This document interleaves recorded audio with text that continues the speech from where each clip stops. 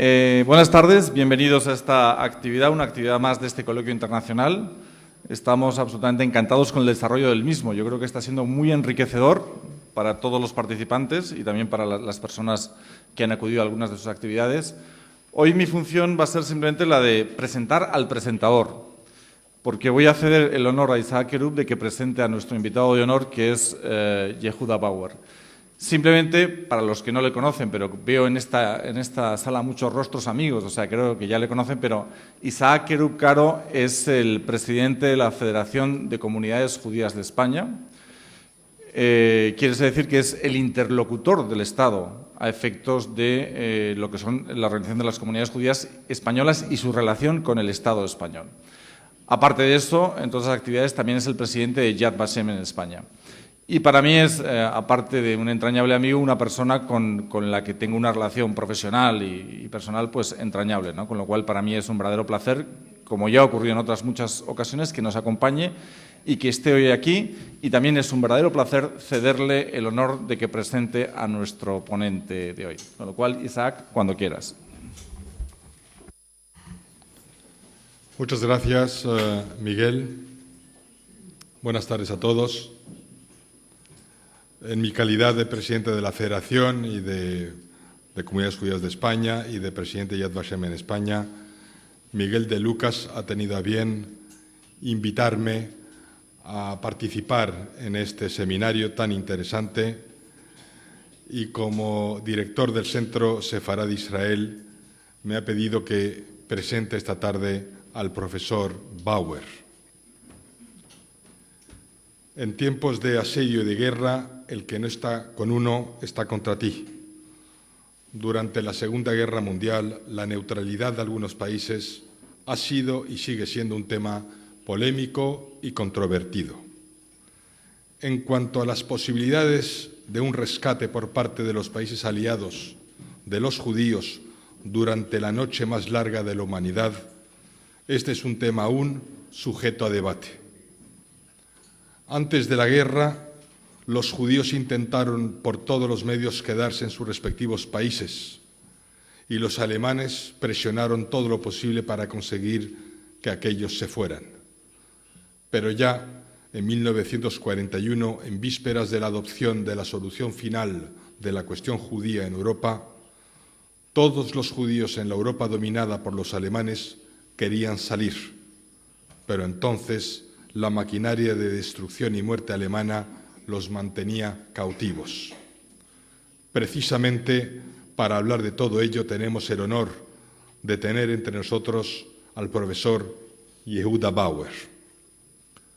El profesor Yehuda Bauer es israelí, nacido en Praga en 1926, inmigró a Palestina en 1939, sirvió en las filas del Palmaj entre 1944 y 1945, estudió en la Universidad de Cardiff, en País de Gales, entre 1947 y 1950, participó en la Guerra de Independencia en 1948, fue miembro del kibbutz Shoval en el desierto del Negev entre 1952 y 1993, obtuvo su doctorado en la Universidad Hebrea de Jerusalén en 1960, es presidente honorífico del International Holocaust Remembrance Alliance desde 2005, es presidente fundador del Centro Vidal Sassoon para el estudio del antisemitismo, es el fundador de la Revista para los Estudios sobre el Holocausto y el Genocidio, es presidente del Instituto de Investigación de Yad Vashem en Jerusalén, es asesor académico para Yad Vashem en la actualidad, es miembro de la Academia de Ciencias en Israel desde el año 2000, es asesor del Gobierno de Suecia para el Foro de Estocolmo, es Premio Israel en 1998. Como saben ustedes, ha hablado en multitud de foros. Yo destacaría que habló ante el Parlamento alemán el 27 de enero de 1998 y ante la Asamblea General de la ONU el 27 de enero de 2006, ha escrito multitud de libros, fundamentalmente sobre el tema del Holocausto, y ha publicado más de 100 artículos en diferentes periódicos.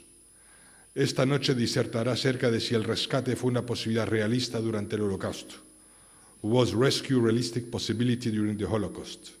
Cedo pues la palabra al profesor Yehuda Bauer. Professor Bauer, the floor is yours. Thank you very much. First of all, thank you for having me here and for this highly interesting and very informative conference that we are having, and for the honor of giving a grant in my name. Normally this happens only when the person for whom you give the grant is safely dead, which in my case is not quite the situation. So, however, thank you very much nevertheless. Let me try to put this into some kind of a perspective. The total number of victims of the Holocaust, Jews who died as a result of Nazi policies, is about 5.7 million, not the 6 billion that we mythologically repeat all the time. What we are discussing here at this conference, when you take it all together, the neutral countries and people who claim to have citizenship or did have citizenship of neutral countries and who were living under Nazi rule, amounts to maybe 20 to 30,000 people, all told, the highest figure possible. The number of rescued was, of course, as we heard, much, much smaller than that. Now compare this. We are dealing with a very small population in comparison with a tremendous event of world significance which will be with us for many generations to come. So what are the proportions there? In the end, what we are discussing here is a marginal issue. Right? It's a very important marginal issue. The contradiction is that this is a crucially important, very marginal issue. And I think unless we realize those proportions and keep them in our minds, we don't really understand what we are dealing with. Now, you see, there is a school of thought, basically in America, which argues in the wake of a very important American historian, David S. Wyman, that America especially, but Anglo-American policies generally, were co-responsible for the murder of European Jews, and people who write that don't realize that the intent of the Germans was to kill every single Jew defined as a Jew by the perpetrators everywhere, all over the globe. So it's not just European Jewry. Now, David S. Wyman is, and he's very much alive and hopefully will be so for a long time to come, is the son of Swedish Lutheran missionaries, motivated by a very strong moral imperative. The people who follow him are almost all of them American Jewish historians. And the argument that they are putting forward is a very serious argument. Namely, that during the 30s, America could have saved tens of thousands and more European Jews from the genocide. The quota of immigrants from Germany and Austria was 27,370. If all that quota had been used between 1933 and the end of 1941, when America entered the war, or was entered into the war, by the attack of the Japanese and by the German declaration of war, then maybe some 230,000 Jews, because 85% of all immigrants from Germany and Austria during the 30s were Jews, maybe 230 or so thousand Jews could have been saved, whereas in actual fact only some 85,000 Jews made it to America. So the American government, the Roosevelt administration, who had control over the visas, could have saved some 150,000 more Jews. And the fact that they didn't is a terrible blot on American traditions. This is the argument. Then from 1939 to the end of 1941, when immigration from Europe to America became, in practice, more or less impossible, they could have done the same. They knew what was happening in Europe, 1939, 1940, 1941, that's the argument. They could have intervened, they could have rescued, they didn't do it. And the Jewish community in America split into factions, was incapable of organizing a common policy towards the administration. And after the American entry into the war, from 1942 to 1944, the same thing happens. The American government did not do anything in order to rescue the Jews of Europe. In fact, on small-scale rescue plans, they vetoed them.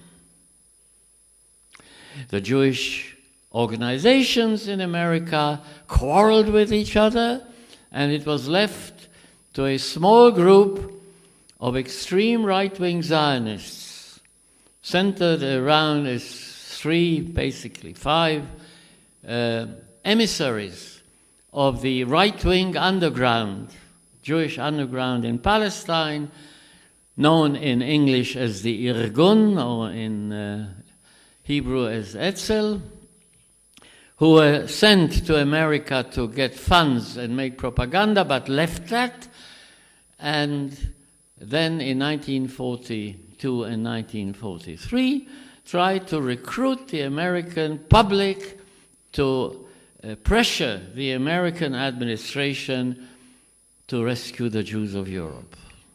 And as a result of that pressure, Roosevelt had to yield and created, as we heard this morning, created the War Refugee Board on 22nd of January 1944.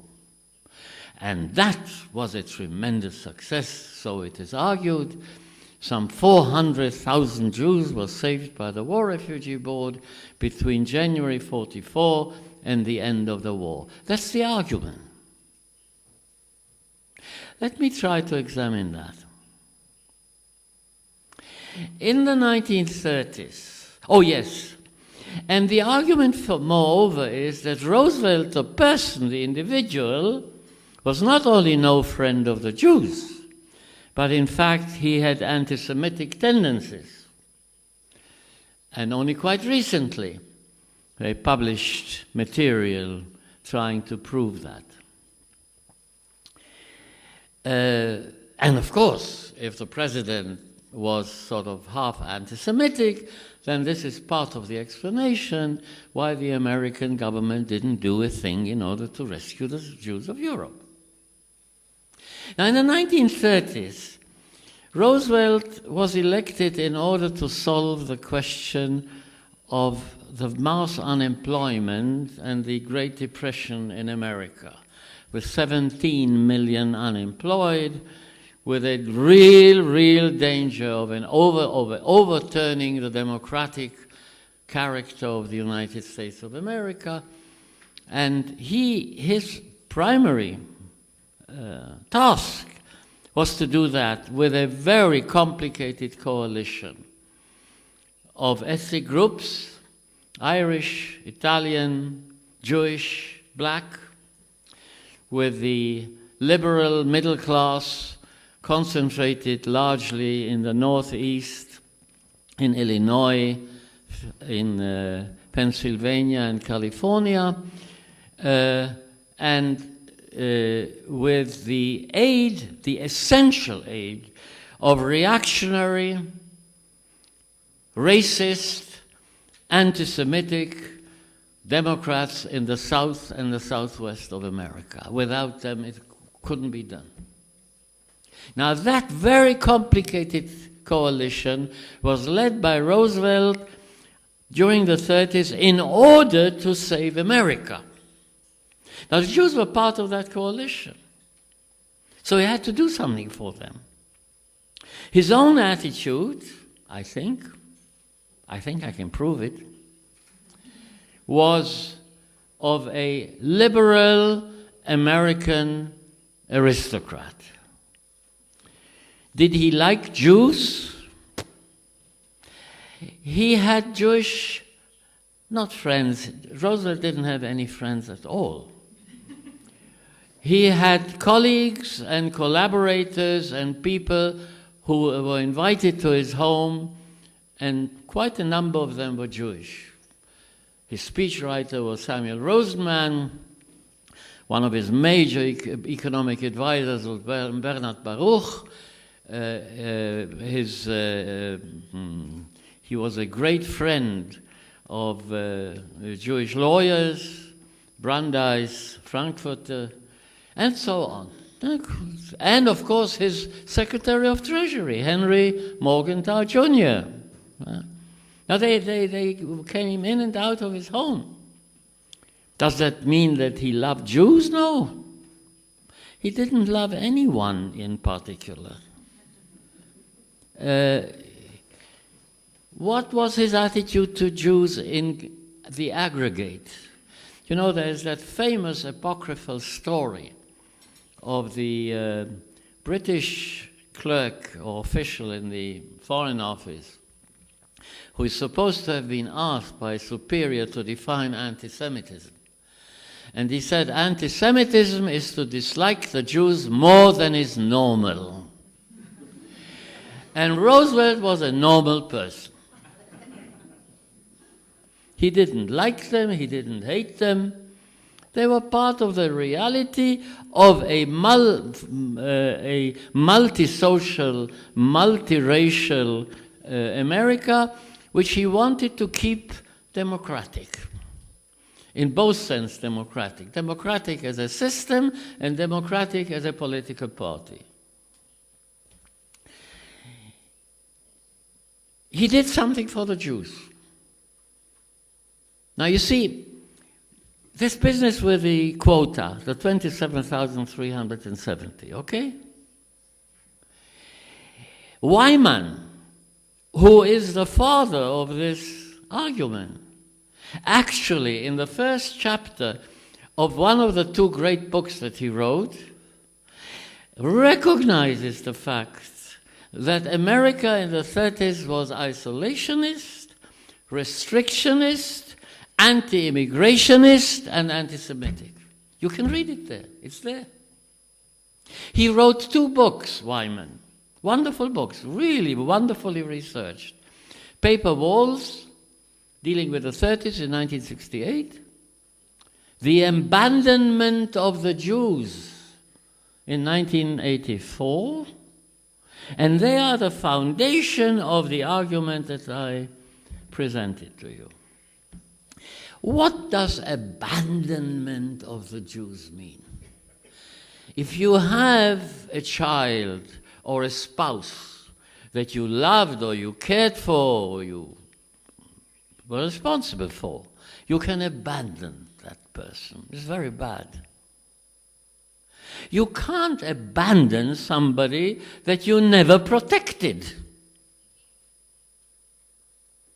The Jews were never wards of America. They were part of the immigration to America. Okay, fine. They made it there. They were very successful. On the whole, in the aggregate, over time, not at first, so on. Like others. Did America ever say, we protect the Jews of the world? We protect the Jews of Europe? Could America have abandoned the Jews?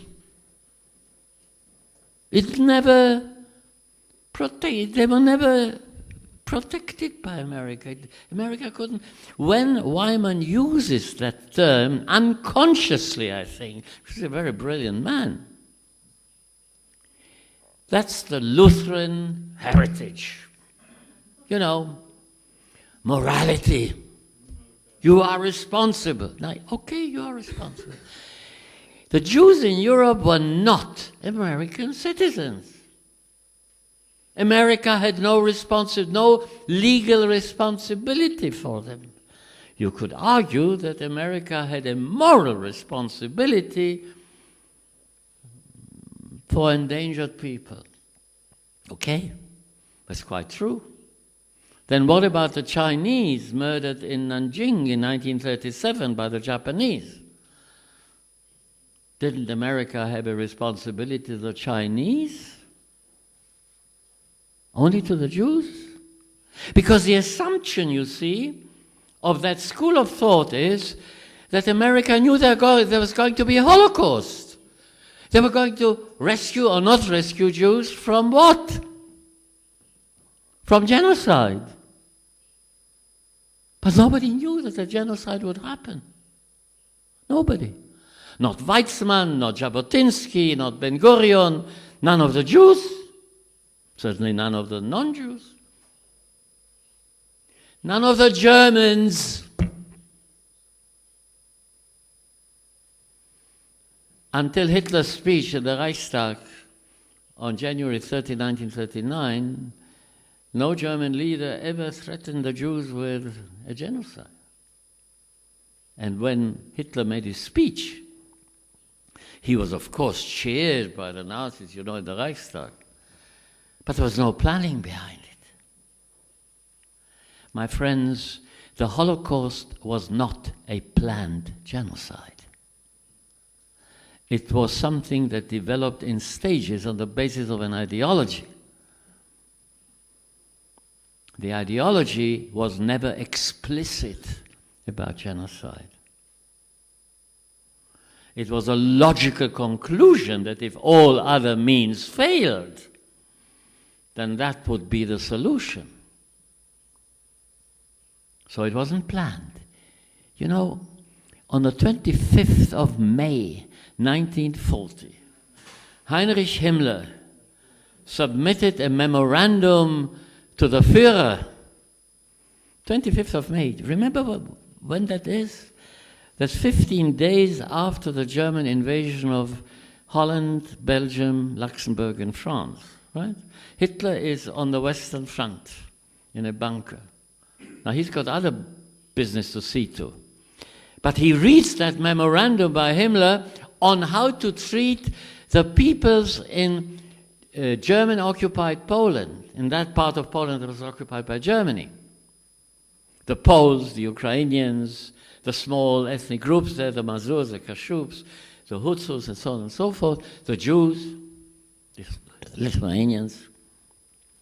And he says, yes, well, they'll be taught to count until 500, and they'll be able to sign their names, and they should be taught to obey Germans. That's enough. The Jews will be deported to Africa somewhere. And then he adds a sentence in the middle. Any solution these solutions are better than the annihilation of a national group, which is a Bolshevik policy, un-German and impossible, unmöglich. And Hitler writes on the margins of that document, very correct. No, not on that sentence, but generally. Sehr richtig. That's 1 year before they start murdering the Jews. The Holocaust was not pre-planned. It couldn't have been foreseen. Not by Roosevelt, not by anyone. And it wasn't foreseen. What they were trying to do was to help Jews flee from a violently anti-Semitic, reactionary, frightful regime in Germany, and then Austria, and then Bohemia, and so on. Yeah? And Roosevelt did something. At the end of 1935, he intervened and said to the visa department, you have to be a little bit more generous. And so the numbers of the Jews, the Jews who entered America in 1935-6 was higher than that of 1934-5, and the 1936-7 was still higher, 10,000, over 10,000 in 35-36, 17,000 in 37-38, and then in 38-39, the number was over the quota. It was 35,000. Over the quota, because they permitted visitors to come in and the visitors then stayed. Yeah? So he did something. The Evian Conference was a flop. But the Evian Conference was a real attempt by Roosevelt to do something for the Jews because they were part of his coalition, because he thought Nazism was terrible and something had to be done to save these people.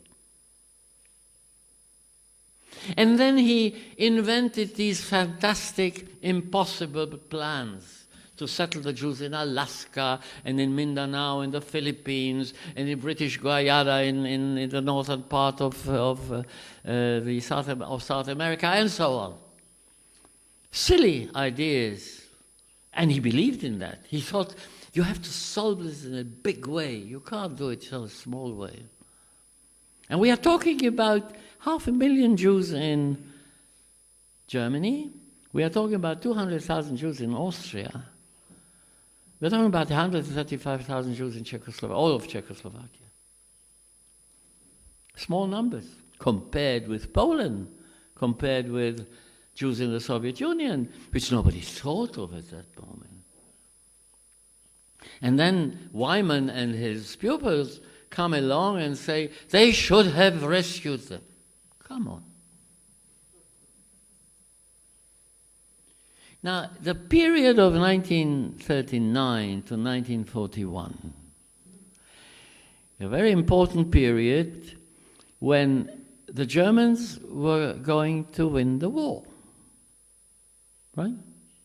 They conquered France, Scandinavia, in 1941, the Balkans. What exactly should America have done? It was still neutral, right? Between 1939 and the end of 1941. There was no American army worth its name. There's no American Air Force. The American intelligence service was a joke. Bad joke. There was a Neutrality Act in America. Roosevelt had to obey it. He couldn't go beyond it because otherwise the Congress would turn against him. At the end of 1940, he wanted to be re-elected for the third time as president. So he couldn't go against the Congress. And he was a politician, first and foremost. But you see, what people like the pupils of Wyman, I don't want to mention too many names, what they say, what they ignore completely is the conduct of the war. In September 1940, my friends, many of you know this, the Americans and the British arrived at a Lend-Lease arrangement, whereby the Americans supplied American destroyers to the British, because the British were losing more ships in the Atlantic to German U-boats than they were building. So destroyers to find the U-boats, and in return, the British handed over to the Americans military bases in British colonial possessions in the Caribbean and on the American continent, Belize and British Guiana. Why? Why don't people go to archives and study, for instance, the discussions between the American High Command in 1940 and the State Department? It's quite clear to them that there's a real, not possibility, probability that the Germans are going to win the war in Europe and that Britain is not going to last. And the Germans are going to occupy all of Europe, including Britain. And then there will be a danger of German military posts, positions in European colonies in the Americas. And so in order to avoid that, we'll give the British these old destroyers, and we'll get the military bases on the idea that the war in Europe is lost. September 1940. Rescue Jews, don't be funny. Now, what did the Americans know about what was happening to the Jews in Europe? In 1940, everything. Because there were American journalists in Europe. You can find reports, detailed reports on what was happening in ghettos in Poland during that period. The idea of the Germans in 1940 in Poland was not to kill the Jews, an industrial murder, but to expel them. In 1939, when they occupied the western part of Poland, with Hitler's explicit intervention, the idea was to concentrate them in the southeastern part of newly occupied Poland and then push them over into the Soviet Union. Quite recently, a Soviet document was found in which there was a report that the Germans have approached us to accept Jews from German-occupied Poland and accept them into the Soviet Union. And our answer, of course, was, no, thank you very much. So that didn't work. We all know that there were attempts, people were deported there and so on, and then it collapsed. Then the second idea was this idea that Himmler articulated as well, to deport them to Africa, specifically to Madagascar. We all know about that. This was not yet industrial murder, although it was actually a killing process which was envisaged. A slow killing process. The idea was to keep the Jews in Madagascar, all the European Jews in Madagascar, to ensure the good behavior of the Jews in America. When that didn't work, because you can't swim to Madagascar, and the sea was controlled by the British, the third plan was in January 1941, articulated by Heydrich in Prague to a select group of Nazis, to put all the European Jews in the to-be-conquered Soviet Arctic, because in January 1941 they already knew they were going to attack the Soviet Union. Now the first two projects were known in the West. Not exactly, but as rumors, as information which was not quite certain. The third idea with the Arctic, that was not known at all. That was completely unknown. But that wasn't industrial killing yet either. It was very near to it, but not yet. And then on June 22nd, as we all know, 1941, the Germans invade the Soviet Union. Then what we know today as the Holocaust, which is the genocide of the Jewish people, started. The planning went along with the actual exercise of the genocide. The genocide was based on a consensus: kill as many Jews as possible. And then the planning comes along with it.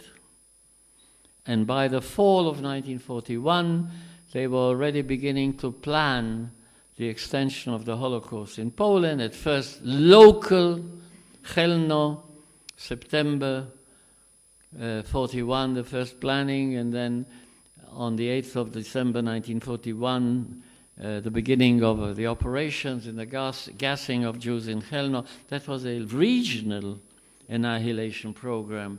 And then it became an all-Polish annihilation program with the beginning of the planning of the Belzec death camp, and then later on Sobibor, Treblinka, and so on and so forth. So you see, what was known about that? Well, the Americans didn't, and the West generally, between June 1941, the invasion of the Soviet Union, and the end of the war, at the end of the year, the American entry into the war, there were rumors. The Soviets reported about two major massacres. One in Kamenets-Podolsky in August 1941. The figures were wrong, but the basis was correct. This was reported by a Swedish journalist who based himself on Hungarian testimonies and so on. And then in September, the Babi Yar massacre in Kiev. Again, the figures were wrong that the Soviets published, but the facts were correct. In other words, there was a major massacre there. The West considered this to be unconfirmed rumors, probably something correct there, but not quite clear what. And apart from that, the fact that close to about 1 million Jews were killed in that half year in the occupied Soviet Union was really unknown. Rumors, you see, here and there. Now, assuming for a moment that the rumors hadn't been rumors, and the Americans had accepted the information, now what exactly could they have done? They were still neutral. Bomb occupied Soviet Union with a non-existent American Air Force? Invade the area with a non-existent American army? What exactly should they have done? When, in January 1942, the Russians, the Soviets, announced that there were mass murders, and they mentioned Jews. Molotov mentioned Jews on the 6th of January 1942. This was considered very good propaganda against the Germans. Was it true? Well, maybe a little bit, you know. These things don't happen in the 20th century. There's a very serious American historian, one of the best, Richard Brightman. And Brightman published a book called Official Secrets. And in that book he quotes the deciphering of German police radio messages between mid-July and mid-September 1941, just after the invasion of the Soviet Union, in which the German police report, we've killed so many people and so on, and very often Jews are mentioned. Now this was top secret, you know, the fact that the British had broken the German code. The place where they did this was called Bletchley Park, and the program was called Enigma.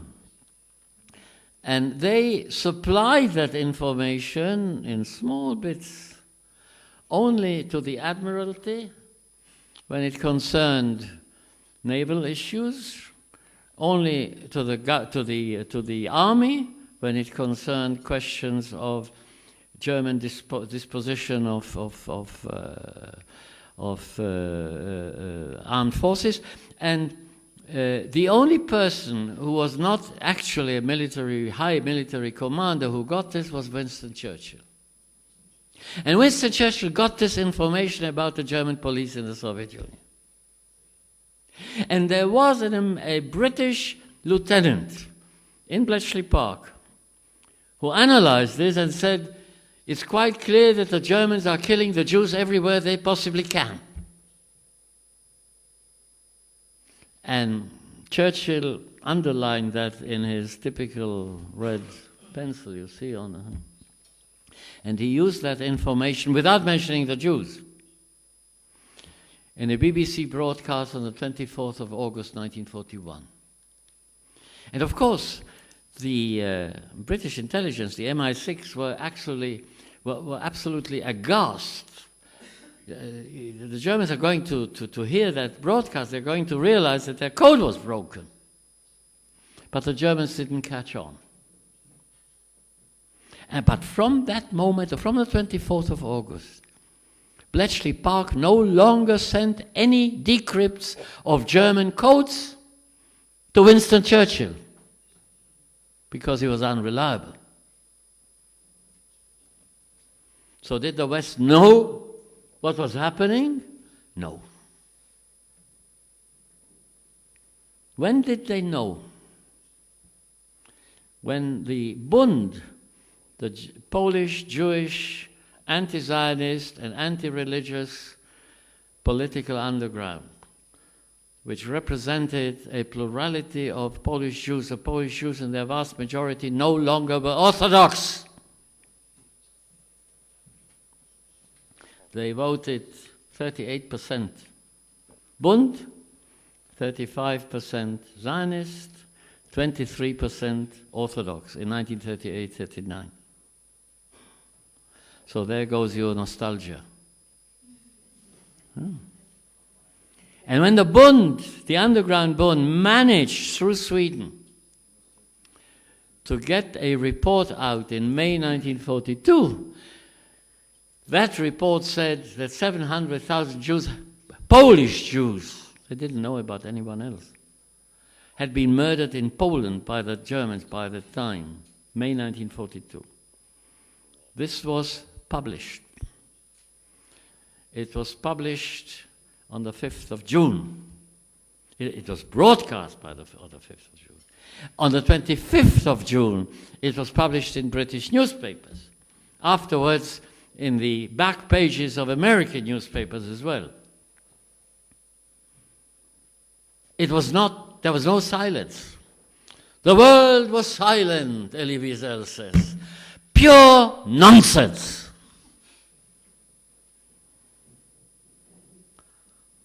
They didn't do anything, but silent they were not.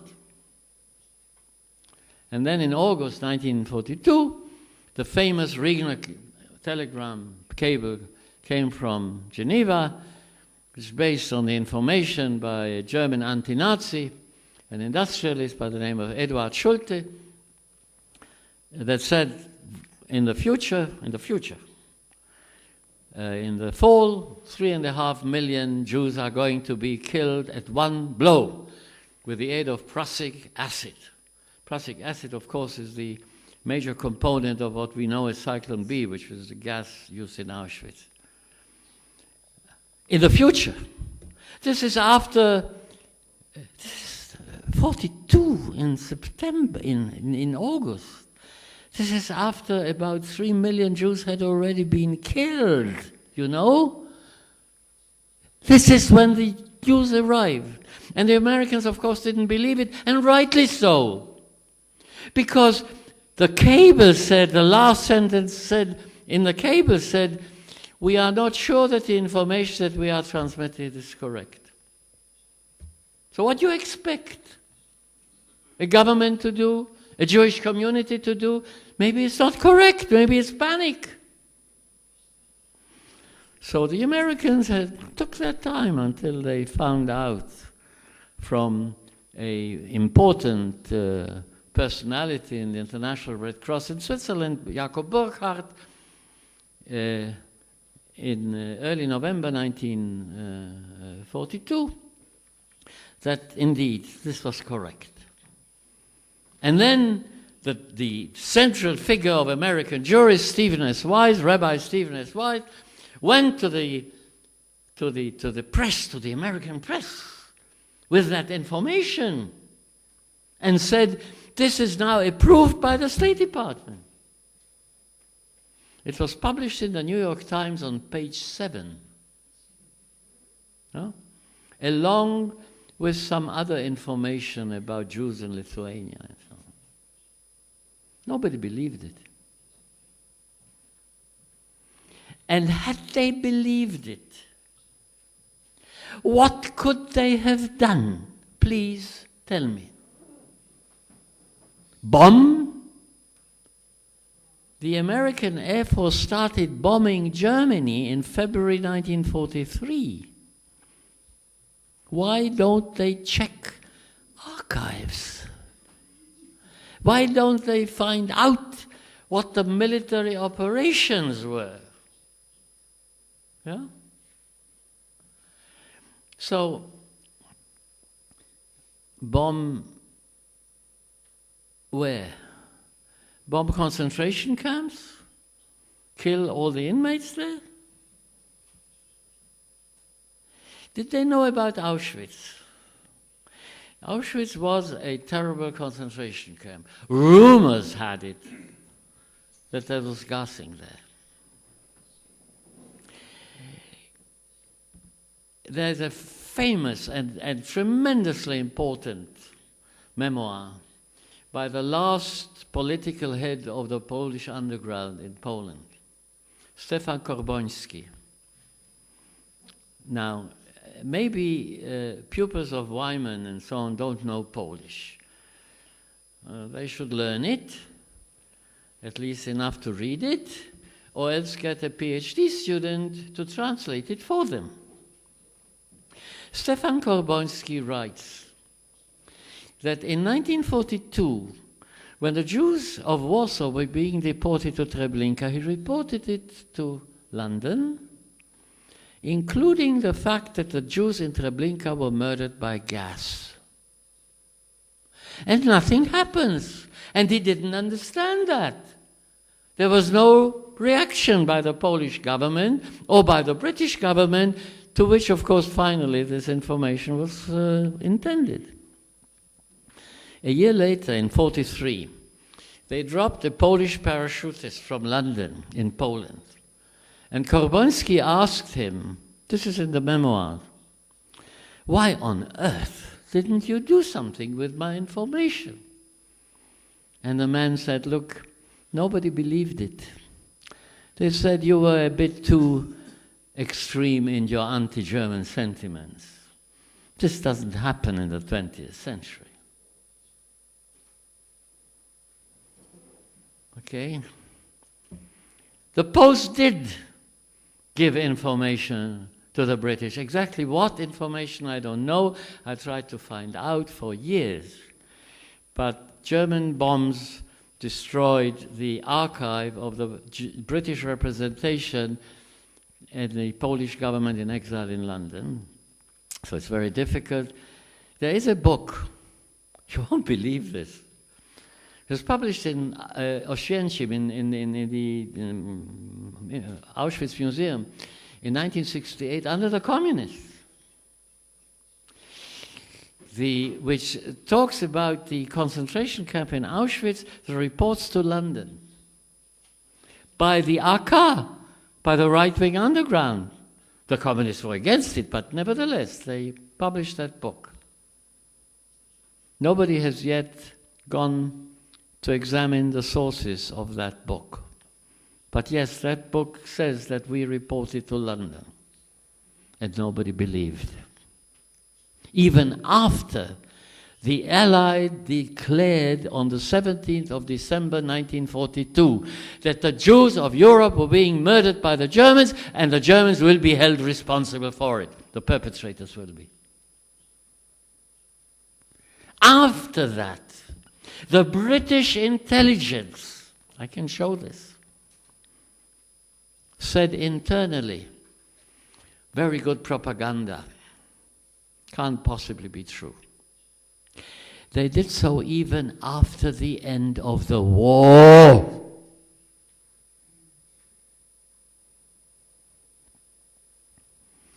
So could the West have rescued the millions of Jews? They should have bombed Poland when they could. Well, when could they bomb Poland? British Lancaster bombers had a range of 4,600 kilometers, which was certainly enough to go to Poland and back.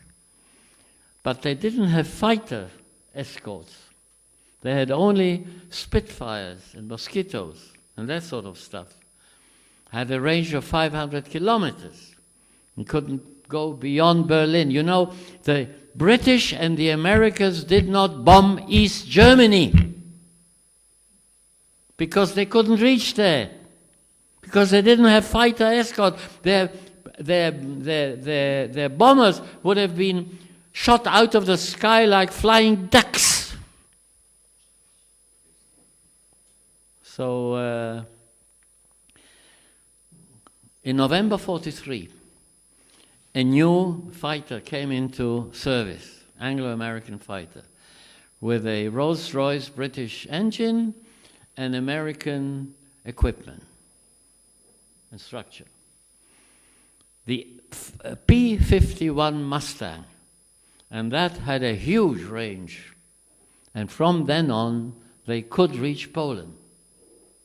But by November 43, Treblinka, Sobibor, Belzec and Chelmno were no longer operative. Only Auschwitz was. And Auschwitz, we're not quite clear what's happening there. It wasn't until the escape of first 2 and then another 2 Jews from Auschwitz. The first 2 were Alfred Wetzler and Rudolf Vrba, who escaped from Auschwitz on April 7, 1944, reached Slovakia on 21st of April, and reported. And that report reached Switzerland on the 11th of June. It was not easy to transmit information like that. In the meantime, 2 other people escaped, Czeslaw Mordowicz and Arno Szerozin. They escaped exactly a month later. And the report, the combined report of the 4, as I said, reached Switzerland, and from there a gist reached the War Refugee Board. They could have bombed Auschwitz then. The only way to bomb Auschwitz and hit the gas chambers was to do carpet bombing, because there was no precision bombing in World War II. So the people who were in Auschwitz, the inmates, the Jews, wanted that to happen, but nobody knew that. Bombing Auschwitz was against the policy of the Allies. In January 44, the combined chiefs of staff in Washington decided that military means were not going to be used for civilian purposes.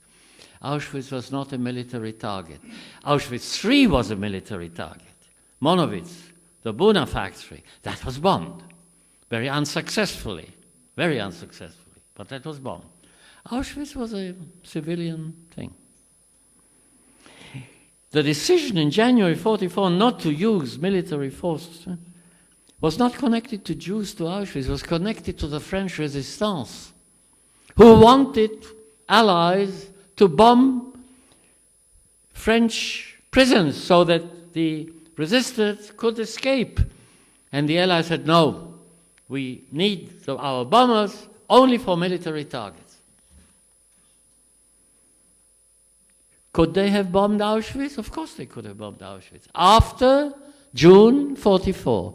Could that have saved Hungarian Jews? No, because the Hungarian Jewish deportations were stopped on July 9th. And the the information arrived on June 11th and so on and so forth. In July, they could have bombed Auschwitz, from July on. But they could have damaged the German installations. It is highly unlikely that they would have hit all the 4 gas chambers in Birkenau. Highly unlikely. Individual buildings. Had they hit them and destroyed them, would the Germans have then stopped killing Jews? Of course not.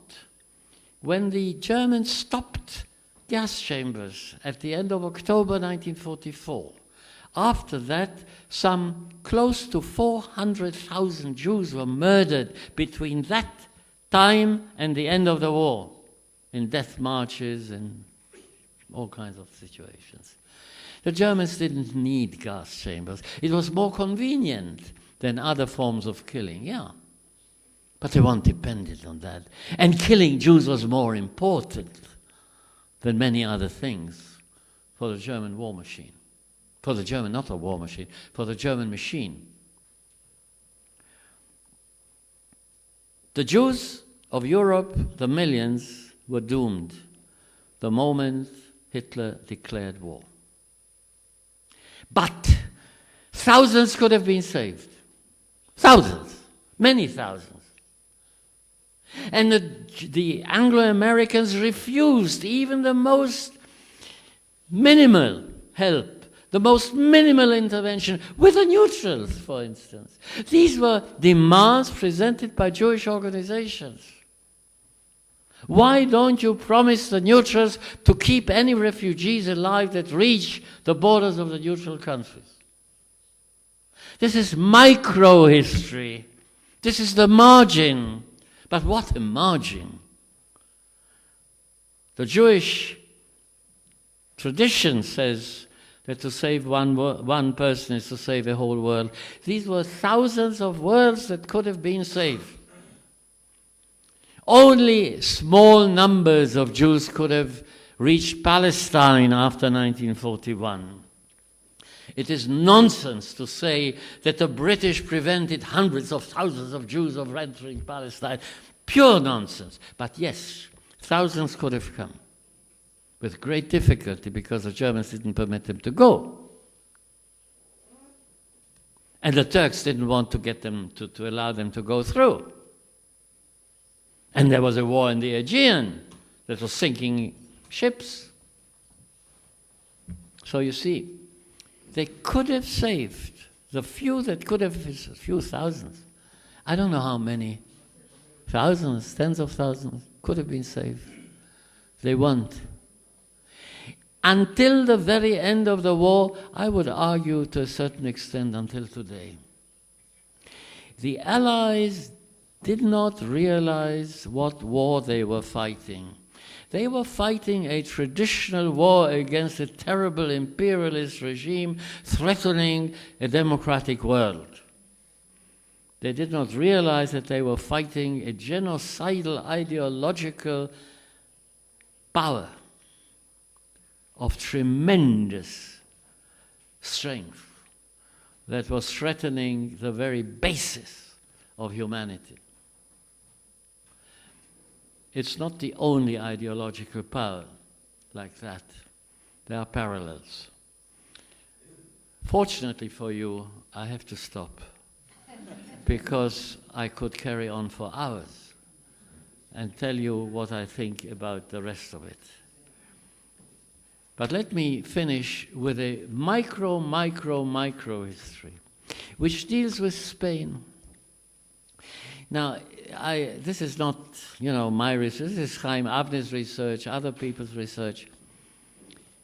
You have in the Joint sits in Lisbon, first under Maurice Stroper, then under Joe Schwartz, and they want to help. There are a few Jews who are crossing the Pyrenees. There are some of them arriving in Madrid, somehow.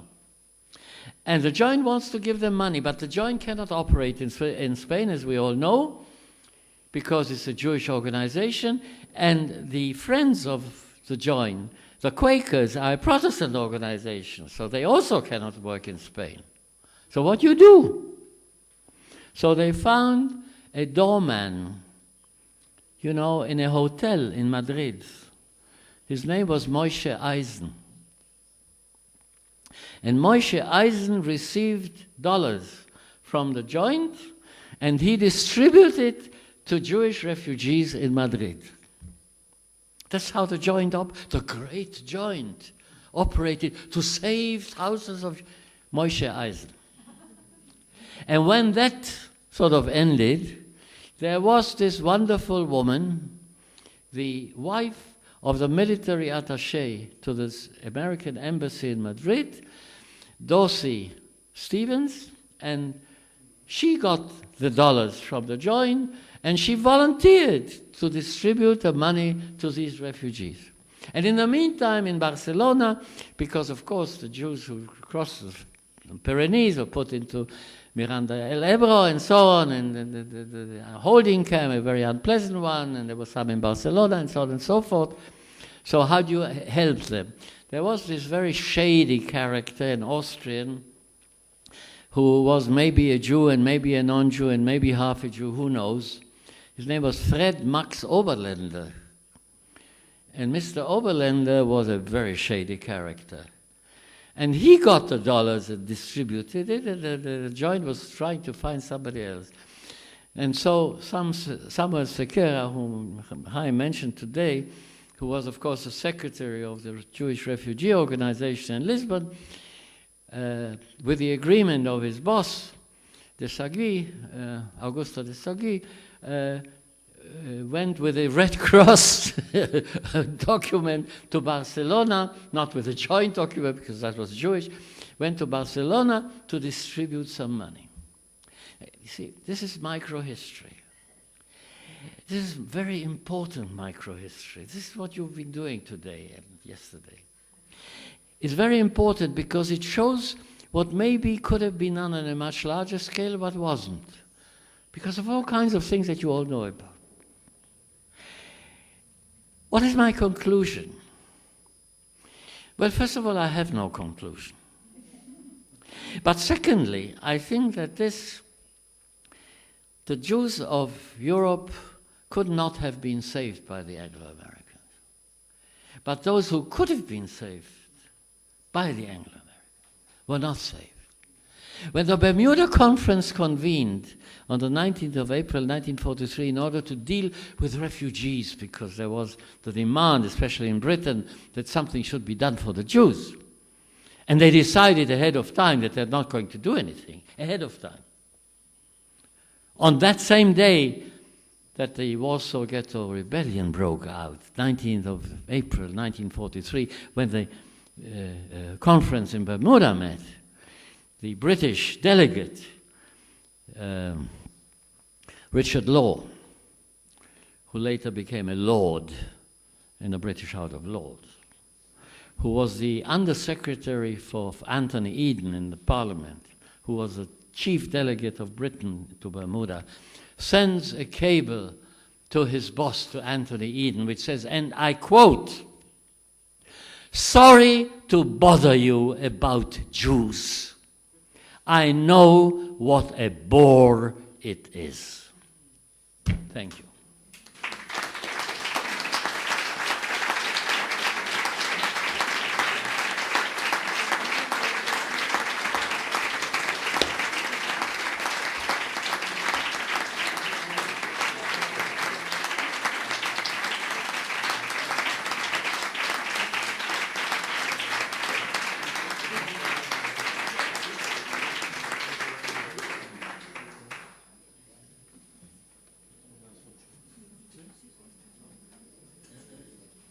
Tenemos tiempo para alguna pregunta entre el público.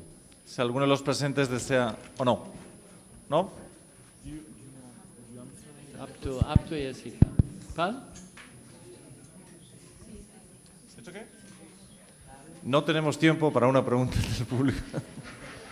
Las preguntas se pueden hacer después. Entonces, muchísimas gracias por su presencia, por haber Yo creo que todos hemos, no sé si la palabra es disfrutado, pero realmente hemos aprendido una barbaridad, como siempre, cada vez que Yehuda Bauer nos ilustra. Muchísimas gracias y mañana continuamos con nuestro coloquio. Gracias.